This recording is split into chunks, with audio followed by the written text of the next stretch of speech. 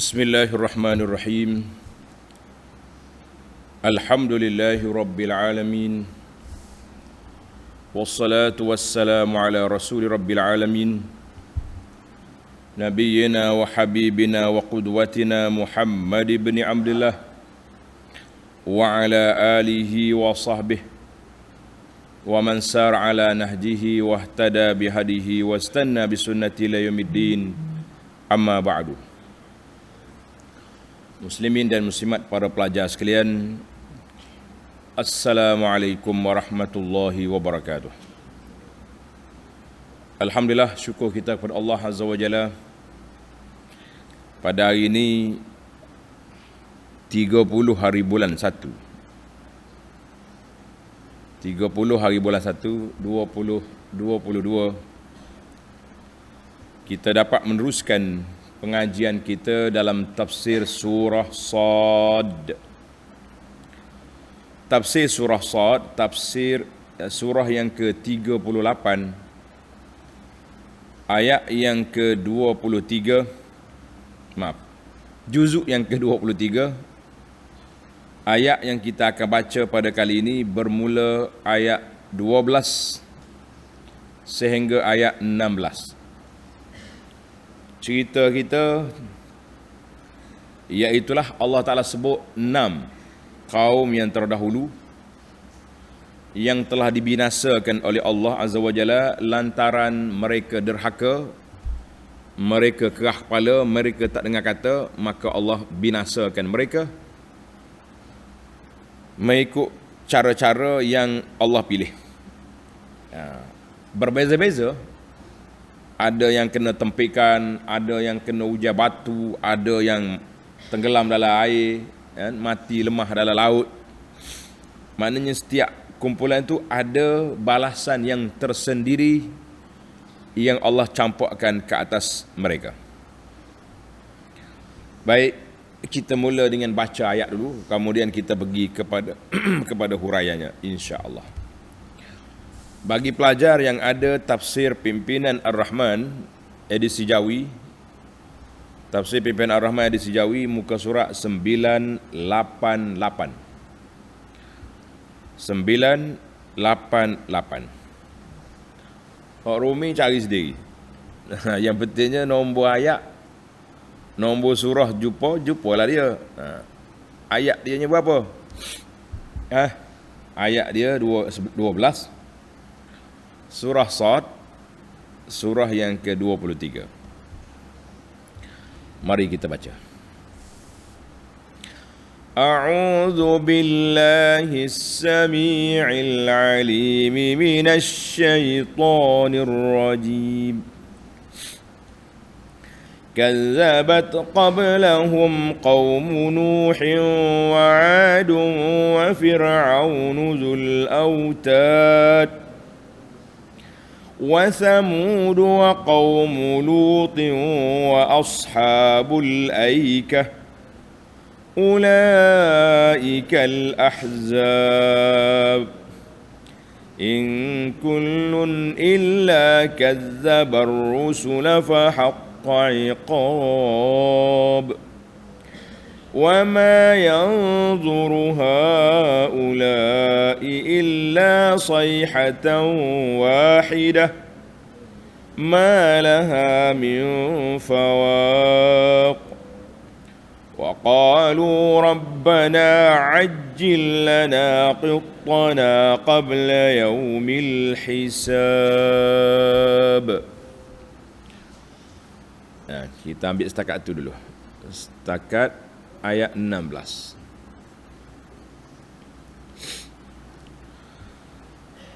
Balik semula kepada ayat ayat 12. Kazzabat qablahum qaum Nuhin.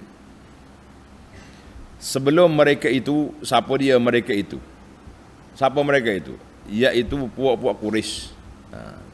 Sebelum puak Quraisy ni sudah ada dah kaum-kaum yang derhaka kepada nabi mereka, yang tak dengar kata, yang sombong, yang angkuh. Iaitu siapa? Allah sebut kepada kita ini beberapa kumpulan. Cuba tengok munasabah sekejap. Munasabatul ayah. Allah Subhanahu wa taala setelah menyebut jawapan kepada keraguan puak-puak kafir yang tak mau beriman, tak mau menerima, sombong, tak mau perhati kepada dalil-dalil kerana mereka belum ditimpa azab. Jadi dia sombonglah, dia ingat macam Nabi ni cakap sajalah. Mana ada kuasa kat Muhammad tu? Budak Mekah, gitulah lebih kurang. Bukannya ada power pun. Dia tunjuk dia punya kerah kepala dia itulah. Maka dalam ayat ini Allah Subhanahu Wa Taala peringatkan kepada Quraisy, "Hei Quraisy, hei puak-puak kafir lain, anna aqwam sairil anbiya hakadha kanu." Kaum nabi-nabi yang terdahulu pun lagu inilah perangai dia. Sombong, angkuh, kerah kepala, tak dengar wah orang. Itu dia panggil spesies dia dah macam tu. Kemudian bila Allah Ta'ala turun azab, mereka menyesal dengan penyesalan yang tak berguna. Di akhirat esok, lagilah tak berguna. Maka Allah SWT bawa kepada kita contoh-contoh beberapa orang kaum nabi-nabi yang terdahulu supaya kita mengambil pengajaran dan iktibar daripada kebinasaan orang-orang dulu. Tengok ayat 12. Kazzabat qablahum qaumun Nuhin wa 'adun wa fir'aun zul autad. Sebelum mereka kaum Nabi Nuh dan Ad ni kaum Nabi Hud, duduk di sebelah Yaman tu, serta Fir'aun yang mempunyai autad. Apa dia autad? Pelajar-pelajar tahu makna apa autad?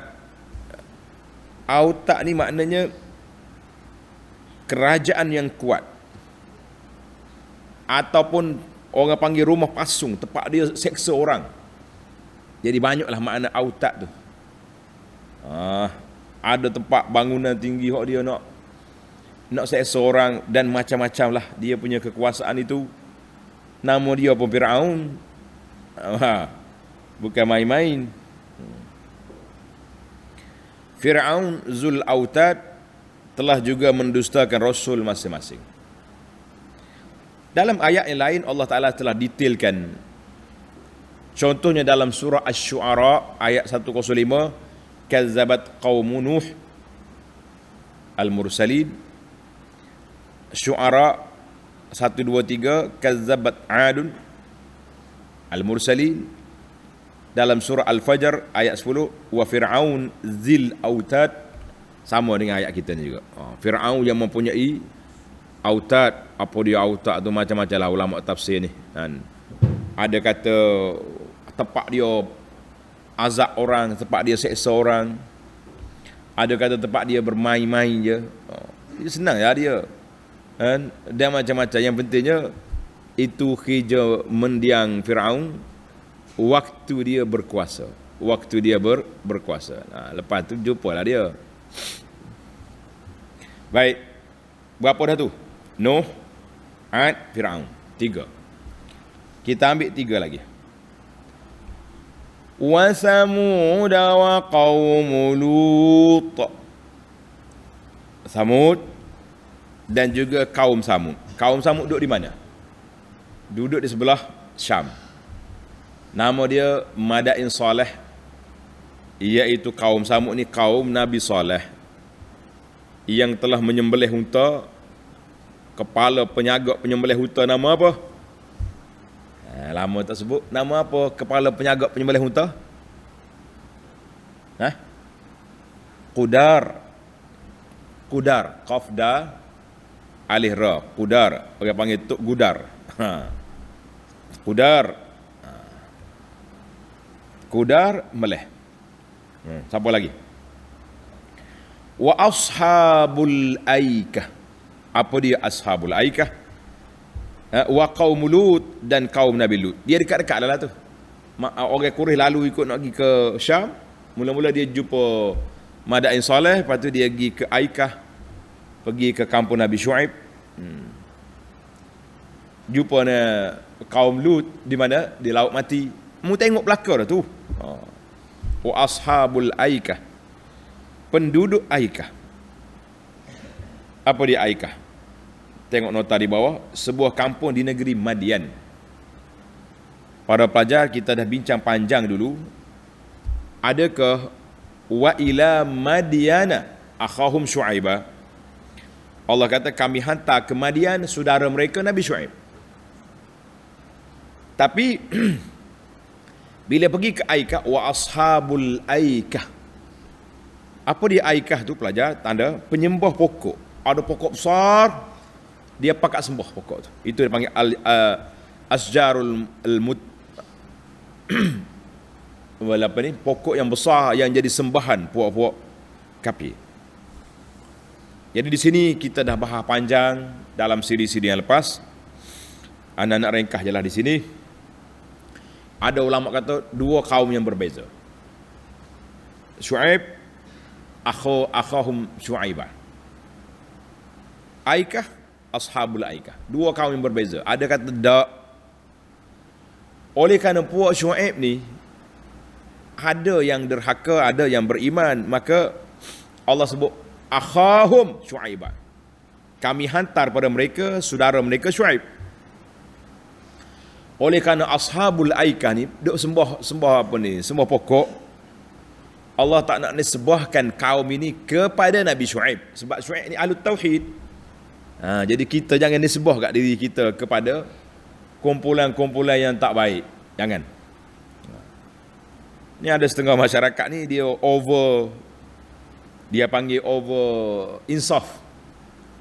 Bila bercakap dengan kita, ustaz, saya dulu jahiliah. Kita kata jahiliah awak, ya. Sambil-sambil jahiliah, Abu Anah bergurau. You sepak ke dengan mendiang Abu Lahab, Abu Jahal? Tidak ikon jahiliah Abu Jahal? Tak. Dia kata, ustaz, main kita dah. Maka kata tidak main. Jangan disebah diri kita kepada fatrah zamaniyah, suatu masa yang cukup gelap dalam dunia ini. Orang bunuh anak lah, macam-macam. Kan? Ya'kulul qawiyyu minnad dha'if.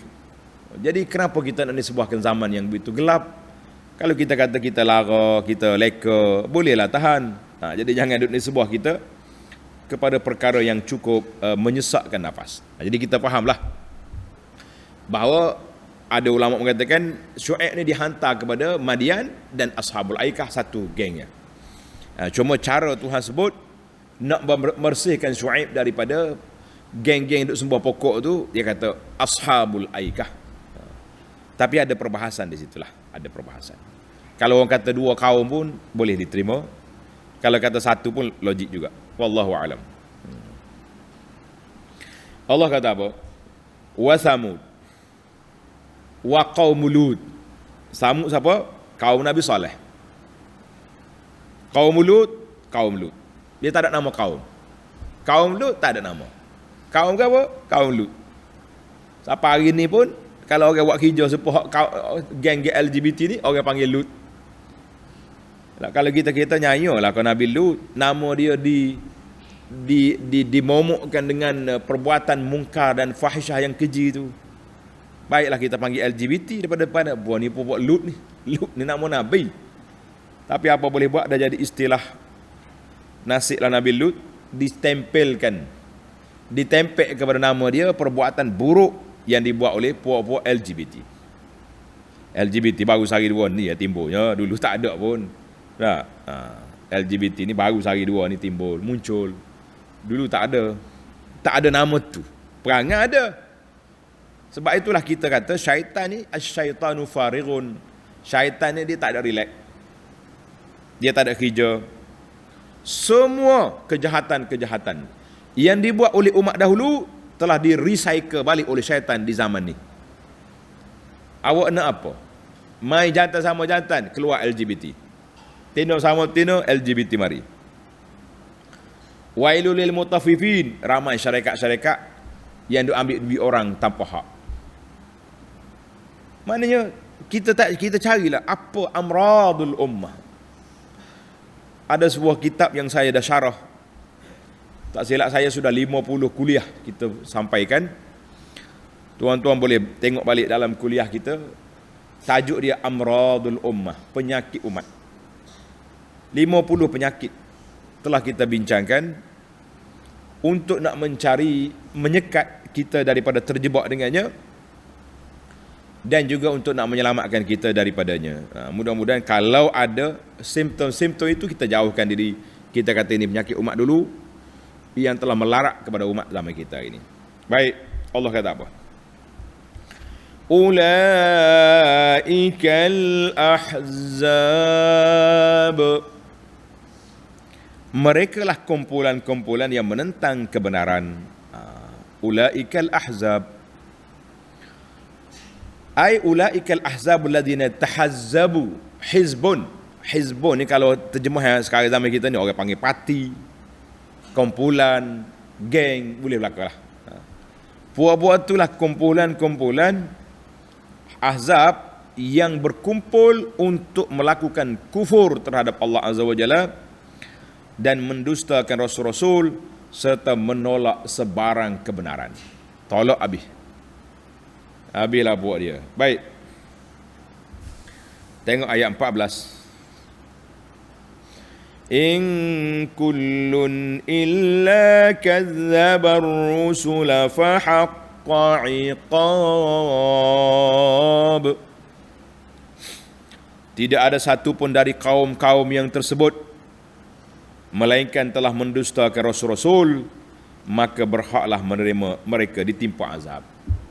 Maknanya dalam kumpulan kaum yang 6 orang tadi yang Allah sebutkan kepada kita dalam ayat ini, ada geng yang dusta walaupun sebahagian kecilnya yang beriman. Ada. Tapi sedikit sangat yang beriman yang beriman tak ramai.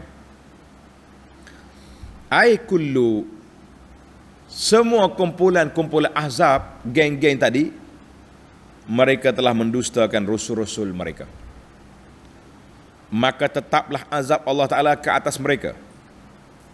Dengan itu, falyahzaril mukazzibun, hendaklah geng-geng yang mendustakan Nabi sallallahu alaihi wasallam, Nabi Muhammad sallallahu alaihi wasallam, hati-hati. Kalau orang dulu binasa, apa peliknya Allah nak binasakan kamu? Mana ayat ini pengajaran besar kepada kita. Allahu Akbar. Ayat yang ke-15.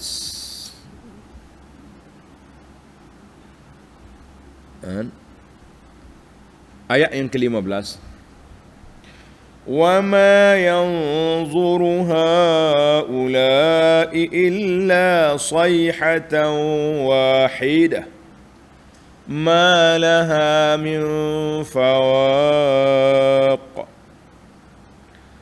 Dan orang-orang yang menentang Nabi Muhammad sallallahu alaihi wasallam tidak menunggu melainkan satu jeritan suara yang tidak akan berulang lagi. Tengok nota di bawah. Yakni tiupan sengkakala. Maknanya kita ni kalau panjang umur, kita akan jumpa dengan kiamat. Kalau tak panjang umur, kita jumpa dengan malaikat maut datang. Samalah juga. Kiamat tu kiamat besar. Runtuh semua langit. Terbelah dia punya alam ini, pecah penggah habis. Bukit berterbangan, itu yang total semua sekali lah. Tapi bagi seorang-seorang, mereka jangan lupa kiamat kecil, kiamat individu, apabila datangnya malakul maut. Kita dengan malakul maut ni jauh ke dekat? Tak tahu. Hari-hari kita tengok orang mati. Dan Allahu Akbar. Bau ni mati COVID. Sekarang ni banyak mati aksiden. Ni mati pula dituduhkan, dikatakan mati selepas ambil vaksin, penggalak, macam-macam lah hari ni kita dengar. Yang pentingnya mati tu ada. Setiap hari ada orang mati. Belum sampai giliran kita, tambahkan ibadat. Kalau dah sampai, tak boleh nak buat apa lagi. Jadi kita bersiap sedialah. Kalau mati mari pun, biarlah kita ada persiapan. Biarlah kita ada persiapan untuk apa? Untuk apa? Untuk bertemu dengan Allah Azza wa Jalla dengan ibadat-ibadat dan juga dengan hati yang sejahtera. Dia kata apa? Allah kata apa? Ma yanzuru haula, tak usah cakap banyaklah. Gitulah kalau bahasa kita kak, kan? Kalau bahasa kita kak, tak usah cakap banyak buat kafe. Sekejap je, sekali Israfil tiup pop, mati habis. Nafkhatun sayhatun atau sayhatan wahidah, sekali je. Dia tak ulang banyak kali, tiup-tiup. Itu ulang banyak kali itu penjual aiskrim. Tak? Penjual aiskrim kan dia panggil budak-budak ni, pek. Tak. Israfil sekali ya, sop, mati habis. Kemudian dia tiup kali yang kedua, bangun habis. Itu ya. Allahu akbar. Apa jadi dengan puak kafir? Tengok ni pelajar. Ayat yang ke-16, ayat yang terakhir dalam perbincangan kita ni. Hadzal aslu salis min usuli kufril musyrikin. Ini adalah merupakan asas yang ketiga daripada asas kekufuran puak kafir. Apa dia? Ingkarul ba'thi. Ingat tak? Selalu kita sebut orang kafir ni tiga ya dia permainan. Ingkar ketuhanan Allah, ingkar kepada kerasulan Nabi SAW, dan ingkar bangkit semula. Ini ayat yang 16 ni, ayat ingkar bangkit semula. Wa qalu rabbana ajjil lana qittana qabla yaumil hisab. Dan mereka pula berkata secara mengejek-ngejek, Muhammad, dia perli ya dengan Nabi. Dia tak percaya. Orang ni kalau tak percaya, bolehlah. Tapi kalau kita yakin percaya, kita tak akan buat. Dia kata apa? Dan mereka pula berkata secara mengejek-ngejek, wahai Tuhan kami, segerakanlah azab yang ditetapkan untuk kami. Buat mari ya. Lama dah dengar Muhammad dia cakap azab. Mana? Ini orang tak cerdik, minta azab. Buat apa minta azab? Sebelum datangnya hari hitungan amal yang dikatakan oleh Muhammad sallallahu alaihi wasallam itu. Jadi dia minta azab. Marilah. Ya, dalam ayat ini 3 asas kekufuran. Tanda semula pelajar, kita nak ambil tertib dalam ini dipanggil ilmu tadabbur. Ilmu tadabbur ni kena teliti. Wa qala al-kafiruna hadza sahirun kadzab. Puak kafir katakan Nabi ini ahli sihir yang bohong. Ayat 4. Kemudian Allah kata aja'alal alihata ilahan wahida. Tuhan ramai-ramai nak jadi satu ke? Itu ayat 5. Kemudian Allah sebut a'unzila alaihi dzikru min bainina. Muhammad ada Quran, ada kitab. Orang tak pandai menulis, tak pandai baca. Jadi dia ni ayat 8. Maknanya itu dia panggil tartib susunan penolakan puak kafir kepada 3 asas. Maka mari ayat yang kita baca ni, iaitulah ayat mereka istihza, mereka perli main, mereka nganyi. Dalam bahasa Kelantan kata mereka menganyi, mereka perli kepada Nabi sallallahu alaihi wasallam. Dia kata apa? Kalau betul lah Muhammad, kalau betul hak muda janji, buat lagi. Sebabnya dia bukan langsung tidak ada tanda, ada. Ingat waktu berlaku kemarau panjang, dia mari jumpa Nabi, suruh Nabi berdoa. Ni jadi puak kafir ni, kalau kita nak kata tak cerdik langsung tak ada maklumat, tak boleh juga. Sebab kalau dia langsung tak ada maklumat, dia tak mari jumpa Nabi sallallahu alaihi wasallam. Cumanya orang panggil kerah kepala, hak tu senang sebenarnya. Kerah kepala tak dengar kata. Ai waqala musyriku Quraisy istihza'an wa takdziban. Berkatalah puak kafir Quraisy secara perli-perli dan mendustakan Nabi sallallahu alaihi wasallam. Rabbana ajil lana nasibana. Wahai Tuhan, kok mari azab. Tak payah tunggu hari kiamat lah, mari sekarang. Sama dengan kata-kata mereka dalam surah Al-Anfal. Tengok dalam surah Al-Anfal ayat 32. Wa idh qalu Allahumma in kana hadha huwal haqq إن كان هذا هو الحق من عندك فأمطر علينا حجارة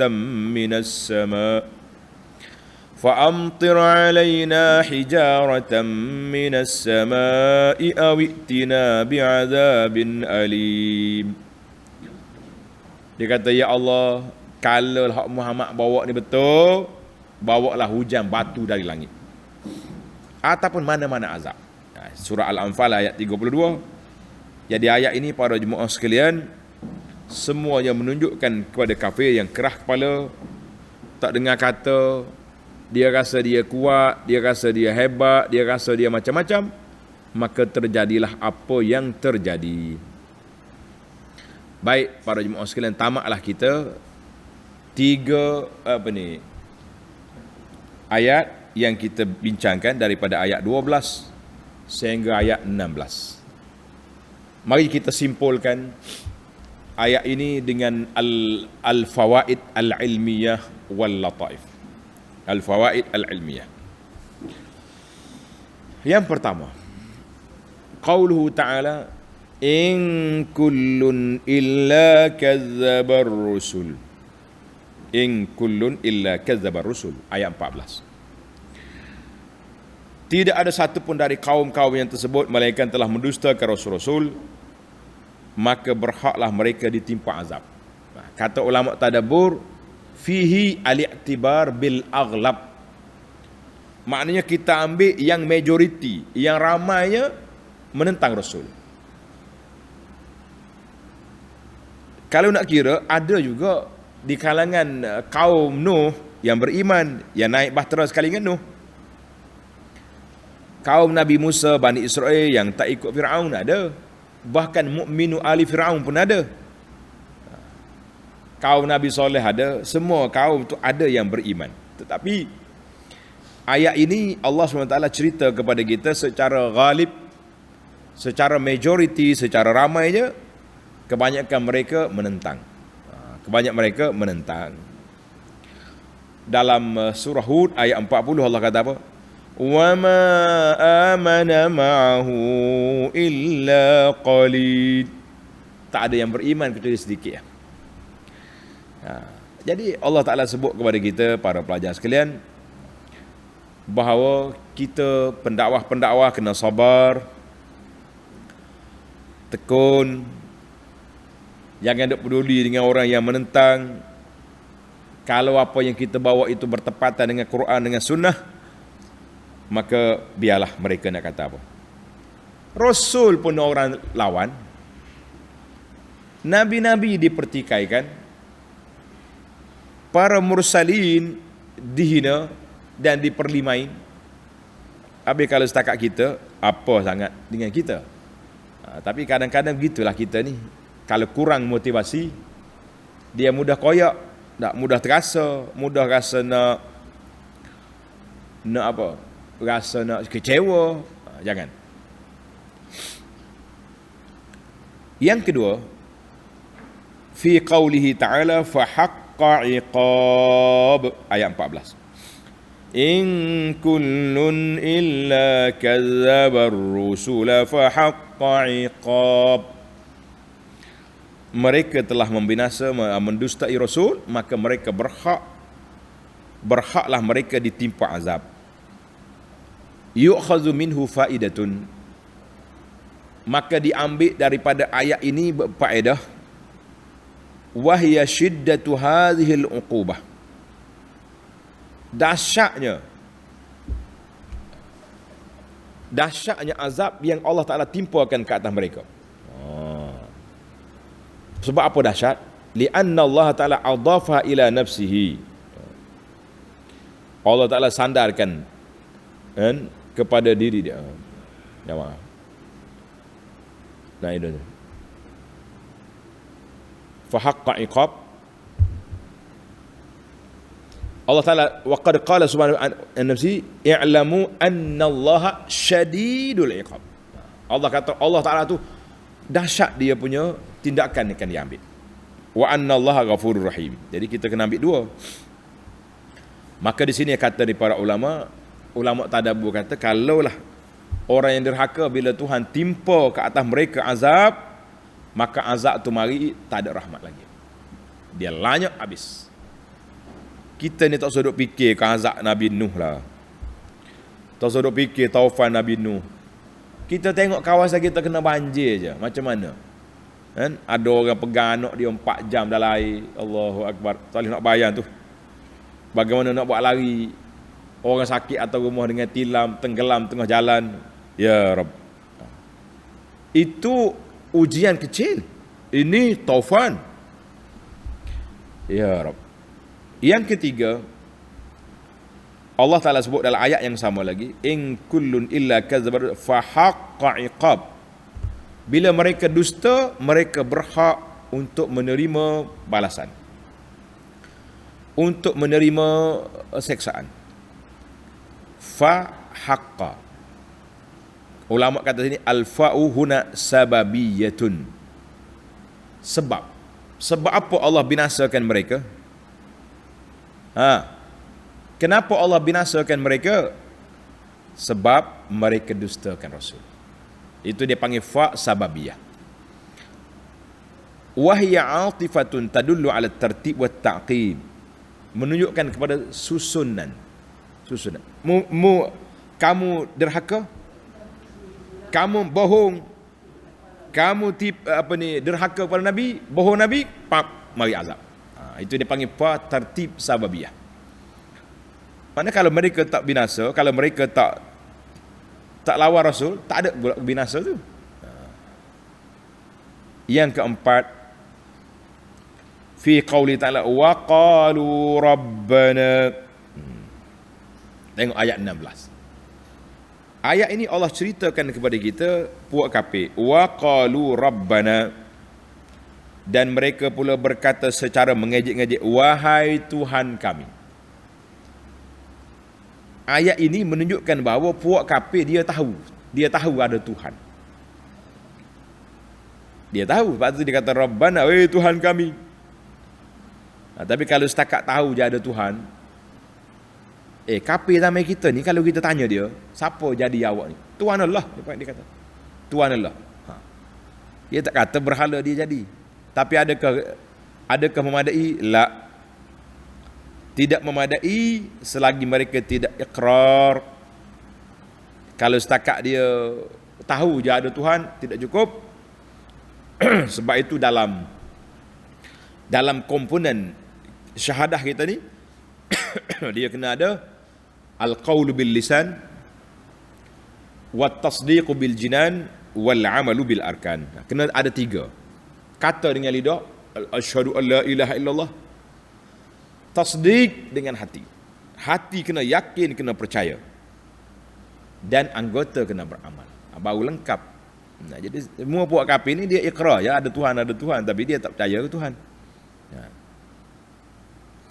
Yang terakhir, yang kelima, fi qaulina wa qalu rabbana, maka ulama tauhid mengatakan kalau setakat dia kata ada Tuhan je, tapi dia tidak mengakui keesaan ketuhanan Allah Azza wa Jalla, yang kita panggil uluhiyah. Dia hanya mengakui rububiyah tapi dia tak mengakui uluhiyah, maka mereka tidak akan keluar daripada kekufuran itu. Jadi tak keluar daripada kekufuran. Maka kita hari ini kita kena hayati dalam hidup kita ni tauhid bagaimana kita nak menyembah Allah mengikut apa yang telah diperintahkan oleh Allah Azza wa Jalla. Kalau setakat tahu saja ada Tuhan, berapa ayat kita baca? Bila wala in sa'altahum, kalau mu tanya puak kafir, la yaqulunna Allah. Dia kata Allah, Allah. Tuhan buat, Tuhan yang mencipta. Tapi sambil-sambil Tuhan mencipta, pak pergi sembah berhala. Maka ini kita kena murnikan tauhid kita. Bahawa tauhid kalau setakat tahu ada Tuhan saja tapi tidak mengakrar dengan ketuhanan Allah Azza wa Jalla, dengan uluhiyah Allah, maka ketika itulah berlakunya kepincangan dalam hidup kita ini. Allahu Akbar. Baiklah para pelajar sekalian, dapatlah kita ambil 5. Cukuplah kita ringkas je pada kali ini. Mudah-mudahan Allah Ta'ala beri kepada kita kefahaman dan kesihatan yang baik, insya-Allah, dan kesejahteraan dan keselamatan dalam akidah kita, sehingga kita dapat bertemu Allah dengan hati yang sejahtera. InsyaAllah kita sambung lagi ayat 17 dalam siri yang akan datang. Subhanakallahumma wa bihamdika asyhadu an la ilaha illa anta astaghfiruka wa atubu ilaik. Wa sallallahu ala nabiyyina Muhammad wa ala alihi wa sahbihi ajma'in walhamdulillahi rabbil alamin. Wassalamu alaikum warahmatullahi wabarakatuh.